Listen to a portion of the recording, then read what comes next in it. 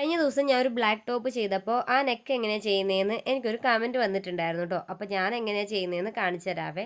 അപ്പോൾ എനിക്ക് വേണ്ട വീതിയും നീളവും മാർക്ക് ചെയ്തെടുക്കുന്നുണ്ട്. എനിക്ക് വേണ്ട നീളം എന്ന് പറയുന്നത് 6 ഇഞ്ചും വീതി എന്ന് പറയുന്നത് 3 ഇഞ്ചുമാണ് കേട്ടോ. എന്നിട്ട് ഒരു വി കൊടുത്തിട്ട് ആ വീനെ ഒന്ന് വൈഡാക്കി കൊടുത്തിട്ട് നമുക്ക് വേണ്ട ഒരു തുമ്പുണ്ടല്ലോ അതും കൂടെ ചേർത്ത് വെട്ടിയെടുക്കുന്നുണ്ടേ.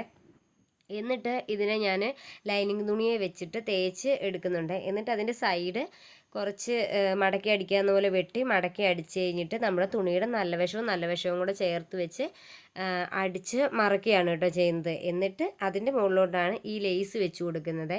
ചെറിയ ലേസ് ആയതുകൊണ്ട് മുകളിൽ കൂടെയാണ് വെക്കുന്നത്. കുറച്ച് വലിയ ലേസാണ് നമുക്ക് ഉള്ളിൽ കൂടെ വെച്ച് അടിക്കാം. അപ്പം നല്ല രസമായിരിക്കും. പിന്നെ സെൻറ്റർ പോയിന്റിൽ ഞാൻ ലേസ് 2 കഷ്ണമാക്കിയാണ് വെക്കുന്നത്. അവിടുന്ന് ഞാൻ സ്റ്റാർട്ട് ചെയ്യുകയാണ് കേട്ടോ അടുത്ത ലേസ് ചെയ്തേക്കുന്നത്.